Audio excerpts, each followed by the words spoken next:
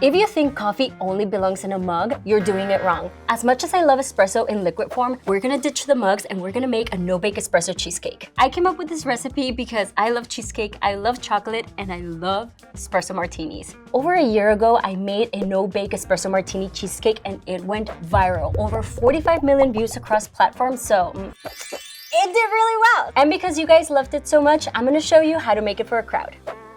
For the crust, it can't get easier than 2 ingredients. All you need is melted butter and cookie sandwiches. So we're gonna start with the sandwich cookies and we're gonna toss them in a food processor. And we're gonna pulse for a few seconds until they resemble a dry crumb. Okay, we got the consistency we needed, and now we're gonna add the butter.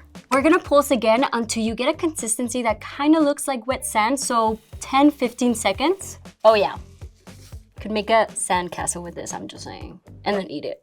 We've got a 9-inch springform pan and I'm gonna grease it. And I also added a little bit of parchment paper on the sides so that when we take it out, it doesn't stick to the surface. Now this is where you have to use your muscles a little bit. You have to press the cookie down. You can use a spatula, but to make it easier, you can also use the back of a measuring cup. Make sure it's nice and flat.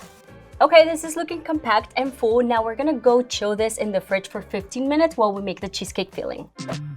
The secret to a no-bake cheesecake is gelatin. Because it's a no-bake cheesecake, we're not adding eggs, but we're using the gelatin so that it sets the cheesecake. This basically acts as a binder. So what we're gonna do is take 2 cups of hot boiling water. We're gonna toss in the gelatin and mix until it dissolves and there are no more clumps. I've had no-bake cheesecakes before where the clumps are not dissolved and then you get a hard gelatin bite. You don't want that, so make sure it fully dissolves. I'm just gonna check that there are no more granules left. I think we're good. So for the filling, we're gonna start by pouring the gelatin mix into the blender. You're gonna need 36 ounces of cream cheese. So if you're lactose intolerant, this isn't for you.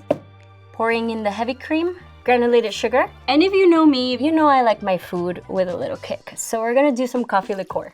A little bit of melted chocolate. Ooh, look at that. And I don't know how you guys feel about this, but I think one of the best combinations is chocolate and coffee. And instant espresso powder. We're gonna blend this for 30 seconds until it's smooth and glossy. Okay. Ooh, yes. Smooth, glossy, and delicious. Our crust is set and now we're gonna pour our cheesecake filling. You can smell the cheese, you can smell the coffee. I'm super excited to try this. And then we're gonna smooth out the top just a little bit. Oof. Now this is the most challenging part, patience. You're gonna have to let this set for about 4 hours. So we're gonna put this in the fridge. I'll see you in a few. Our cheesecake is fully set. So we're gonna pop it open. I'm always scared of this part.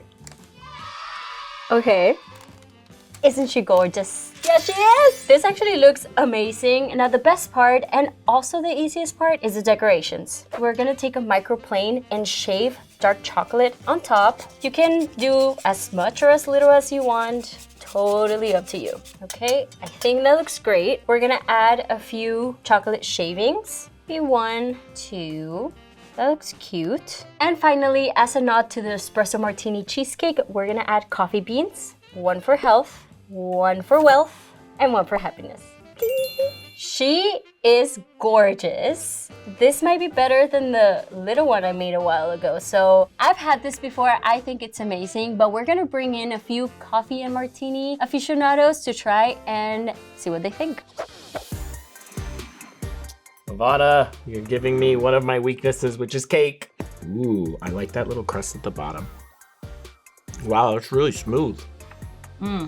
It tastes like cheesecake, but it's not too sweet, which I really like. And the cookie crust. Is this coffee aficionado approved? As a man of Colombian descent, yes, I approve this cake. So this is recipe 2 of Coffee 100 Ways. Let us know what you want to make next.